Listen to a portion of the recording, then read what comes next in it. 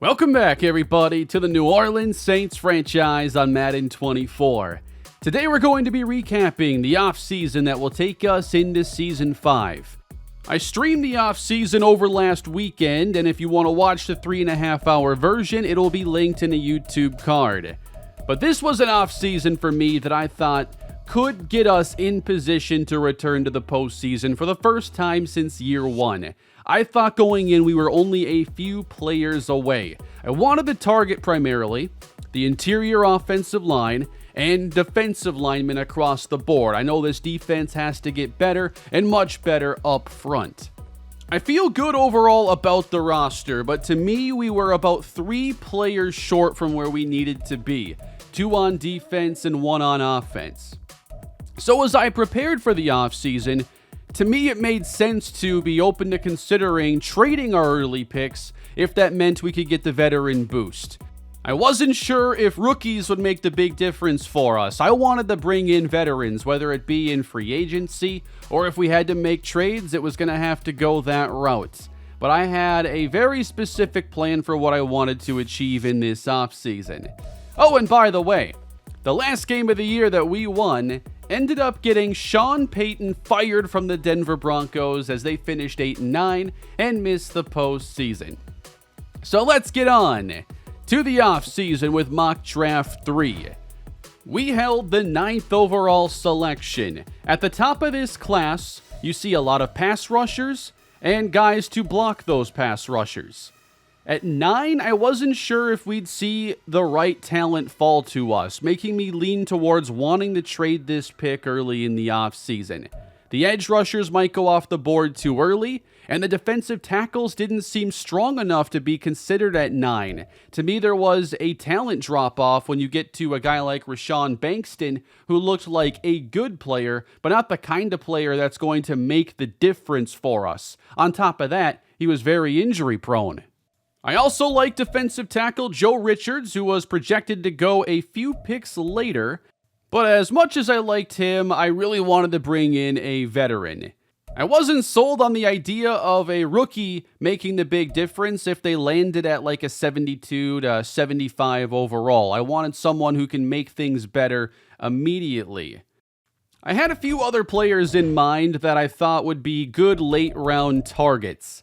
So at the guard position, Lance Wheeler stood out as one of the best pass protectors in this class. He's 21 years old, good athlete, and A's across the board in pass blocking. That's an easy evaluation for a guy that could go in the 3rd to 4th round. Although it looks like this linebacker class isn't very good, I liked a lot of the mid-round options. I had a few guys on my board that I thought could easily step in to contribute immediately. And in addition to trading away our early picks, I was even open to trading a couple players on our roster, mainly Luke Rowe at left guard and linebacker James Bolden. To me, Bolden hasn't developed the coverage skills I look for at linebacker, and Luke Rowe has really regressed year over year and is now entering the last year of his deal and didn't really have interest in coming back. So I was looking to see where we could find replacement interior linemen, where we could find those linebackers. And seeing that there were 3 guys that I thought could step in immediately, you wouldn't have to take him in the first couple rounds, that made me even more interested in seeing what we could do with James Bolden. I thought this defensive tackle class was very good. I just wasn't sure about those immediate difference makers with a high ceiling. It's a really good year to go and look for like a 3rd pass rusher or maybe a 2nd starter. I just wasn't sure that what was there and what I needed matched up very well. But I had a ton of defensive tackles I was interested in. I made a list of players I thought could start right away, players that could develop into starters. So I knew I had a ton of options.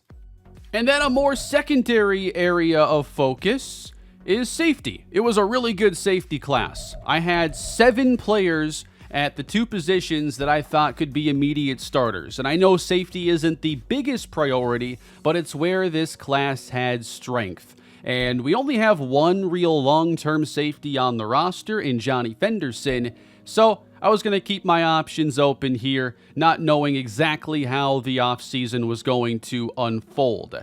But getting to our re-signings, this was a very simple stage. Tommy Tomlinson's one of our best defensive players, and of course we're going to pick up his fifth-year option.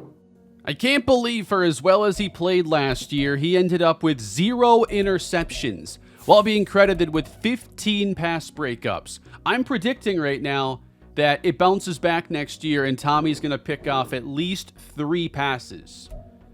In this stage, I didn't offer any more contracts. Most of these players didn't want to come back anyway, making the decisions really simple. I actually like Cesar Ruiz. I just wanted to test free agency to see if there is another option out there. To me, Ruiz is a solid starter, and I wouldn't want to replace 2 offensive line starters in one offseason. I was looking to upgrade over Luke Rowe, who I don't think has panned out at left guard. I moved him there from center, and I forgot about him being a center initially. I wonder if his future or his career would have been better if he had just stayed there, because maybe he didn't have the strength and the ability to hold up as a guard as much. Maybe center would have been easier for him. You'd still face those same interior rushers, but I think we could have hidden his weaknesses a little easier. So once we got to the offseason, I was hoping that we'd see defensive tackles and pass rushers be available. A couple of my options, though, did get tagged or signed in this stage. DeMarcus Lawrence got the tag from the Dallas Cowboys. Anthony Richardson got a $60 million tag as the quarterback of the Colts. And the Chiefs re-signed Chris Jones, restructuring Patrick Mahomes' deal to get it done. That removed a couple of my options. In free agency, a lot of the premier talent didn't have interest in coming to New Orleans, and that worried me. It can be tough at times to get the better free agents that teams are more interested in, but there were still targets that, although they weren't interested, nobody else was pursuing right away, so he could come in with a big offer and try to get a deal done. To me, Vita Vea was the best fit for what we really needed to address. Unfortunately, the defensive line free agent class was not great. I knew we'd probably be looking to the trade market for one of our needs, but I still wanted to offer a deal to Vita Vea. Not only would that be the exact kind of upgrade that we are looking for, but it would take him away from Tampa Bay and remove that ability of his to ruin our game plans twice this season. So we offered Vita Vea about $5 million more than initially the fair offer was. And it just so happened I was really interested in a lot of former Buccaneers during this free agent period. We offered to Vita Vea.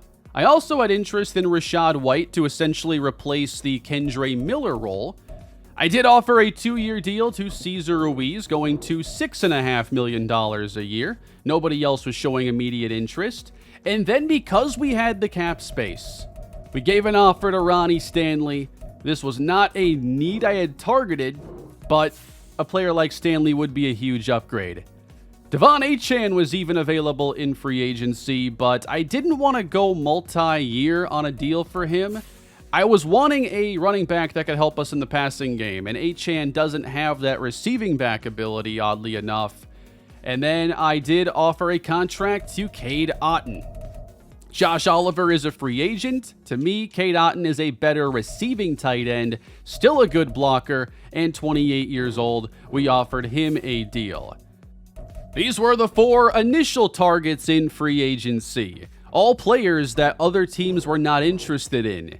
And after the first evaluation, all 4 of them signed with us. We upgrade the D-line. We upgrade the O-line. 2 of our immediate concerns have been addressed. Vita Vea comes to New Orleans, giving us a stout run stopper and pass rusher right in the center of this defense. That's a really good first step to getting this defense on track. I then offered a 1-year contract to running back Rachaad White. Here we're taking a look at players who have signed deals. Devon Achane got the 4-year from Arizona. Tyreek Hill stays in Florida but will now go to Jacksonville. The Seahawks were rather busy getting Marcus Williams and Zay Flowers. And those were the real highlights I felt of this class. We got Ronnie Stanley, that was one of the biggest names. Vita Vea, that was the best defensive tackle available. Thought we did pretty good with the options that were available to us. But it was clear that I wasn't going to really upgrade at pass rusher through free agency. And this is where I began to really accelerate the trade options for us. I knew I wanted to upgrade over Luke Rowe. And now with Trevor Penning being leapfrogged by Ronnie Stanley, I knew I had some options to either trade Penning or we could even try him at guard and see if he can take over for Luke Rowe. I went back to free agency because I didn't have enough former Buccaneers and offered a deal to linebacker Servassier Dennis. He has cover skill, and I knew I'd likely look to move on from James Bolden, and he would be adequate depth. So we offered him a deal, and we see Rachaad White signs with us. That's 3 former Buccaneers. We advance to the following week. This is free agent stage 2 and gives us the mock draft 4. I no longer will be looking at mock draft 5 because it spoils too much. I'll let myself look at up to mock draft 4. Things did shake up in this stage. Now, it looked like there'd be more options for us at 9, with Josh Robbins falling down the board, Joe Richards staying put. I did have interest in Robbins, so I felt that was intriguing, but I wasn't yet sure if I would still own this pick. To me, Robbins would be a solid first-round pick, but I wanted somebody who could definitively offer more than we've gotten lately from James Houston and Juan Beard. I still wanted to use those guys, but to me, we had to look to veterans that we could trade for. And the first that I had interest in was Jalen Phillips from the Miami Dolphins. I wanted to target somebody in the mid to high 80s for overall that would be a little more obtainable than the elite talents. Phillips is already on a big-time contract, as a lot of the best edge rushers are, so that was one choice. And then Gregory Rousseau. I also thought he would be a good player for us to go after, with his contract being shorter and for less money. This would be easier to absorb. So I wanted to start with the second-round pick, 41 overall, and where that would get us. And unfortunately for Rousseau, that was hardly a starting point. I was interested in possibly moving number 9, but the deal would have to be right. I then looked to see who was interested in guys like James Bolden. I tried to package him in with the 2, and you're still not close to getting a guy like Gregory Rousseau. I even threw in an extra pick, and it's just going to be too much to give up, I felt. We look at some different players then. The Jaguars are coming off a tough year. Josh Allen is 30 years old. With superstar development, and I believe that higher development raises the cost of a trade. I thought Josh Allen would be an excellent fit. I also looked into Trey Hendrickson after running the trade finder and seeing the Bengals would be interested in trading us, Trey, back to New Orleans. And you can get pretty close for the cost of a 2 in James Bolden. He was a little bit older at 32, and the chat definitely talked me out of going further there to see if we could get somebody a little bit younger instead. So I tried more to get Josh Allen in a deal, but to me, I just have to give up more than I was comfortable with. The 2-4 Luke Rowe deal wasn't going to work here either. We then moved on to the Washington Commanders. Montez Sweat is 30 years old, has 1 year left on his deal. He's that same caliber of talent we've been looking for. We offered the second, and it felt like we were getting more interest for that too than for the other players. We then included James Bolden in the deal, and we could see, okay, we're about where we were with Trey Hendrickson, and Sweat to me was a more valuable player to pursue. We threw in the 4, and that's how the deal gets done. We keep number 9, but move a 2, a 4, and James Bolden for Montez Sweat, giving us 2 big defensive line upgrades while we keep number 9 and our options wide open for the NFL draft. I knew we'd be then looking to move up with our other picks. I felt like I still wanted to look at the offensive line, but it wasn't going to be a huge priority early in the draft. I then felt like I could do whatever I wanted then with our first round pick. But I wanted to move our 3 up the board. Luke Rowe was not going to stick around. I was ready to move on from him. I think I've probably misused him, but he's also not a fit for what I'm looking for with our guards.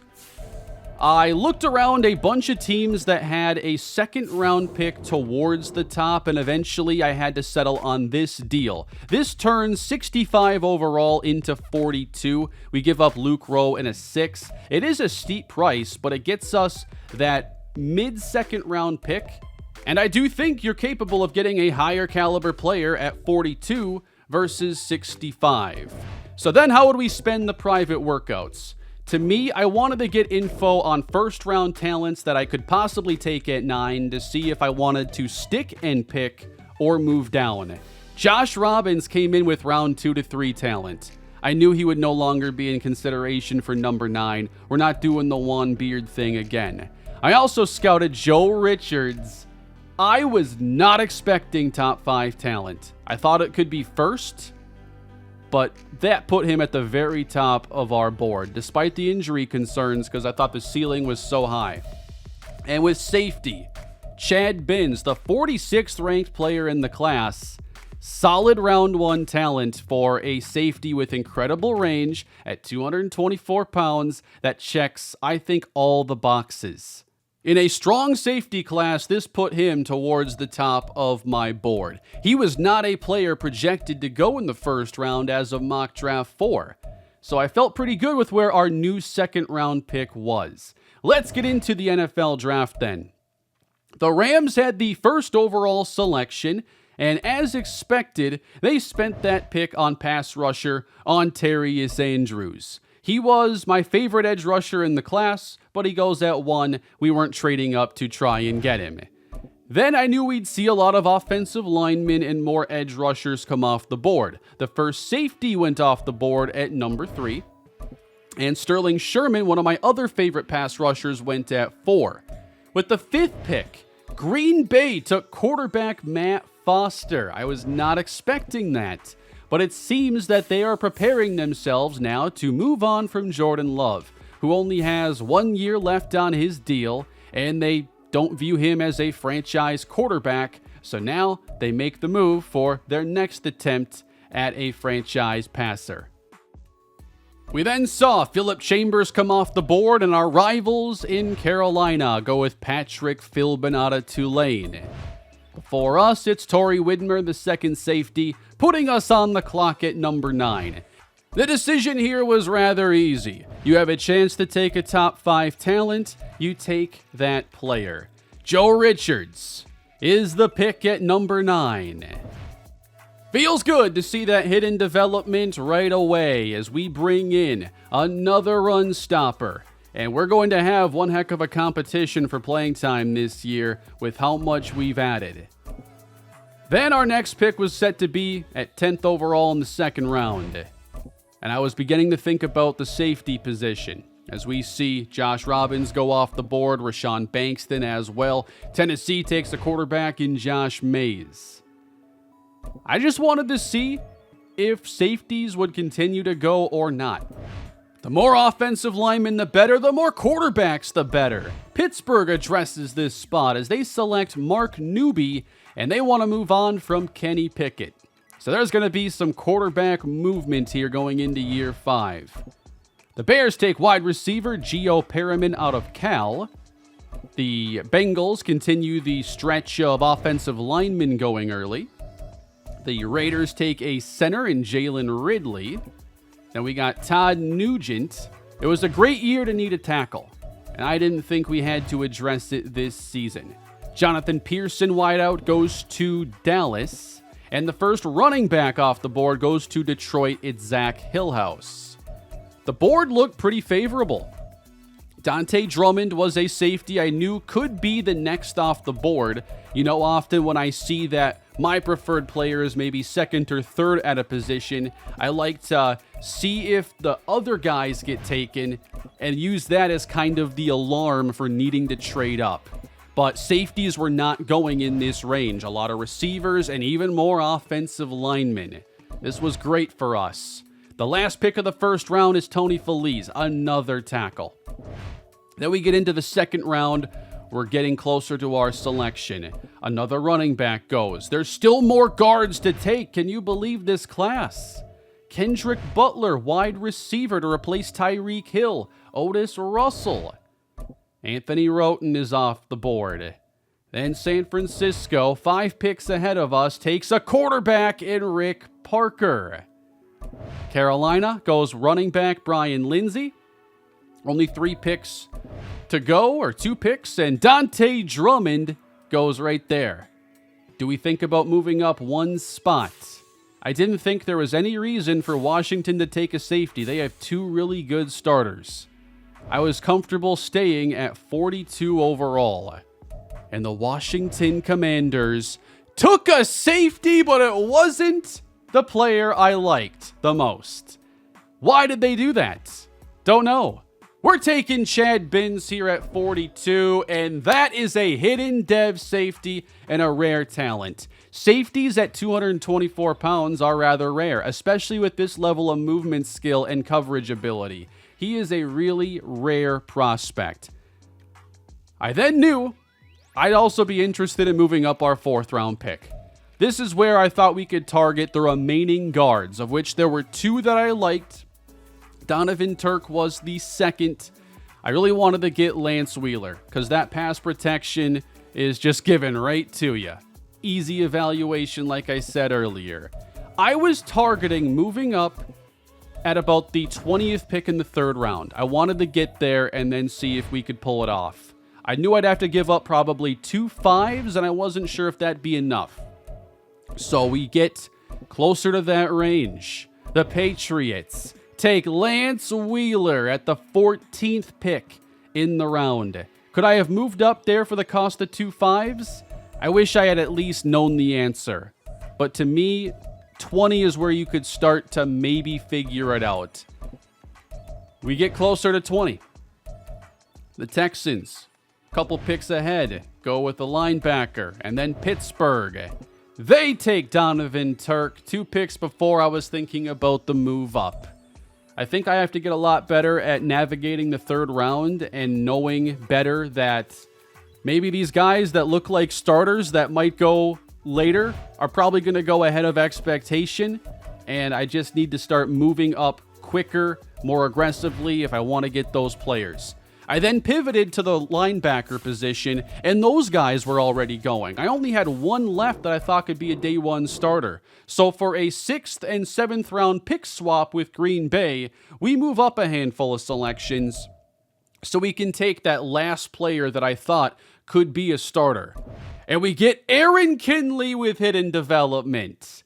He has great athleticism, good cover ability, honestly not great for a day 1 starter, but it is a starting point nonetheless. 3 hidden dev players to start our draft.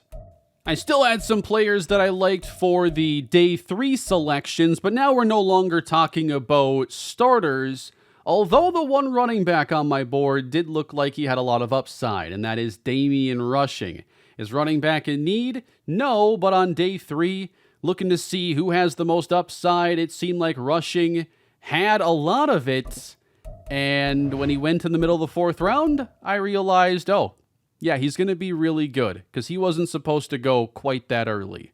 Looking at the available board, kind of back and forth, he wasn't towards the top of it. He went before expectation. In the 5th round, when we were on the clock again, I decided to address some edge rush depth with Carlos Lucas, a power rusher. He was taken here with normal development. With our 2nd 5th round pick, I knew this could be a bit of a reach, but he was the last offensive lineman I had on my board. Even if he'd only be a backup, I wanted William Hardy with normal development. We also didn't pick again until the 7th, and I wanted to make sure I checked off an interior lineman. So we owned 3 7th round picks. I had a list of players that I thought were like late round potential steals. I took the last player on that list in Terry Stewart, who had A finesse moves. We then saw Marcus Calhoun, a name that'll be familiar to many of you, and he happens to be an intriguing pass rusher with some B power moves and at least a little upside here. He ends up with hidden development. giving us 4 in the class. This was the kind of draft I think that we needed. And then we still had one more pick, and we end up taking a wide receiver. I think I only had a couple players even on the board here, yeah. And Tito Hernandez is the selection. To me, he's basically year 1 A.T. Perry, but with better release. He has good size. He actually has decent athleticism to go with it. You'll see his rating shortly. This is our draft class for this year. We ended up with a 78 overall, a 75, and then a 69, a 68. Nobody else in the 70s, but overall a pretty darn good draft, I think, for the picks that we had. Could have been a little bit better, but I'm pretty happy getting one of the best players in the class in Joe Richards. He was tied for the highest overall in the entire draft. Lance Wheeler would have been the perfect kind of last piece for us. An easy plug-and-play left guard who already would be a higher overall than Luke Rowe. But I've just been fumbling the third round for a long time, and I need to work on fixing that. Here's our class, though. Joe Richards, to me, is obviously going to contribute right away. I want to see he and Vita Vea out there, and we'll see what happens with Medlock and Redmond. But Richards has a very high ceiling as long as he stays on the field. An 80 injury isn't quite as bad as F injury could be. Then second rounder Chad Binns. With his hybrid skill set, he could play in the slot, he could be an extra linebacker, or we could just play him because he has so much upside. 75 man, or 75 zone, 77 man on day 1. This guy can be a superstar. Aaron Kinley, the linebacker, was taken. 76 awareness is pretty awesome. Now, his cover ability does need work, but this is who he is on day 1. This is basically the coverage skill that James Bolden had now. Carlos Lucas, 73 power moves with the 2-point boost. He's added depth there as we try to see if we can get someone to break out behind Montez Sweat now. William Hardy, only a 64. This was one of our poorest values of the class. I've been looking a lot at the overall of players I'm getting in the round, and if I'm getting one of the highest overall players or lowest, he was one of the lowest. Then we took Terry Stewart in the 7th, who's just going to be depth. Marcus Calhoun with the 71 power moves. Interested to see if he can develop a little bit with that hidden dev right off the bat. And then I think this was a great pick in Tito Hernandez. He has good enough short route running and release to, I think, have a chance at making some noise in preseason and becoming either our 4th or 5th wide receiver. To me, this class is a very strong one. We didn't address everything, but we got 4 hidden dev players and 3 that can contribute immediately. The Rams' Ontarius Andrews ended up with hidden development, and he would have been a great player had he been available at 9. To me, the other edge rushers weren't going to have that same upside. And then there were a lot of really good offensive linemen taken. I don't even know how many went in that first round. It was unbelievable. Sterling Sherman was somebody I had kind of considered trading up for, but he had normal development, so I guess good thing we didn't. Rashawn Bankston had normal development, but looks like a solid player as they try to replace Vita Vea now in Tampa. And then I was very shocked about this. Oftentimes, you see that players who have lower talent grade than their projected draft range just be at normal dev, like Juan Beard. But here's 2 instances of edge rushers having hidden dev despite that exact situation. The Steelers took Gary Newby as their new quarterback of the future. He has hidden development. I wonder how quickly we see him out there. Gio Perriman, wide receiver, went to the Bears. A solid 75 overall, deep threat playmaker. A ton of upside with him.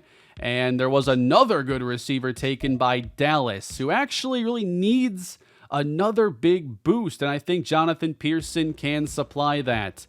He's a size and speed receiver who looks great. The Lions took Zach Hillhouse, and to me, he's got that powerful running style with some pass game upside that can kind of mimic what they had with David Montgomery earlier in the series. Will McKee went to the Chargers. He's a guy who could end up seeing the field very early as a well-rounded athletic back with pass-catching skill. The Browns took Dante Drummond, a safety who is pretty good, but not on the level of Chad Binns. Fits the same archetype, but he is a tier below. Another hidden dev running back went to the Giants. This ended up being a very strong running back class, and we should start to see a lot more young running backs getting playing time, especially with this class, the best influx of talent we've seen yet. Donovan Turk ended up with hidden dev. He also could have been somebody we plugged in immediately, but I think next time I at least have to look at trading up earlier and seeing how close we are. Damian Rushing went to the Broncos, and I'm not too heartbroken because he's basically Jadarius Roby, although he can catch the ball better than him. The linebackers I looked into were very good as well. This is Timmy Rutland, who isn't quite as athletic as the linebacker we selected, so maybe we got the better player. And the Packers, Matt Foster, another hidden dev quarterback.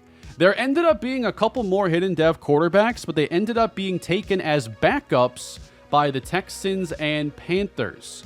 And we're going to see those Texans in Week 1. We have a unique opponent this year in Week 1. Won't see the Bucs until Week 7. I approve of this schedule. I was so tired of those Week 1 games against Tampa.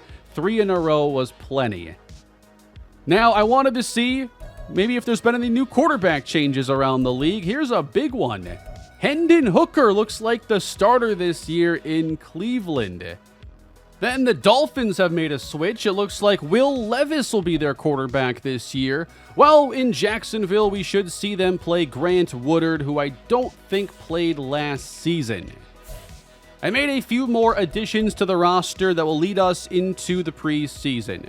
We start with Will Freeze, as I want to have a competition with he and Trevor Penning at left guard. If I don't feel comfortable with either one, then I'll explore our trade options.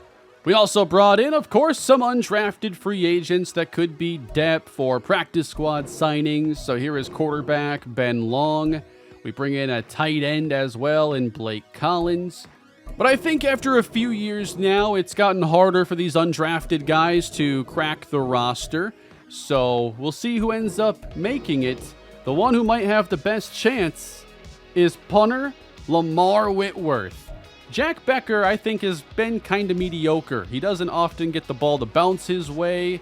I don't know. I just want to try out a new punter. And Lamar Whitworth at 77 with Star Dev. Let's give him a shot here in preseason. And we're going to have a preseason video coming later this week.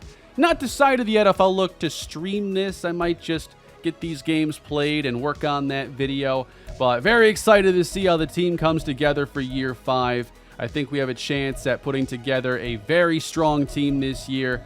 Hopefully we've done enough, because 3 straight years of losing is tough. It's time to emerge a winner. We'll see if we can do it.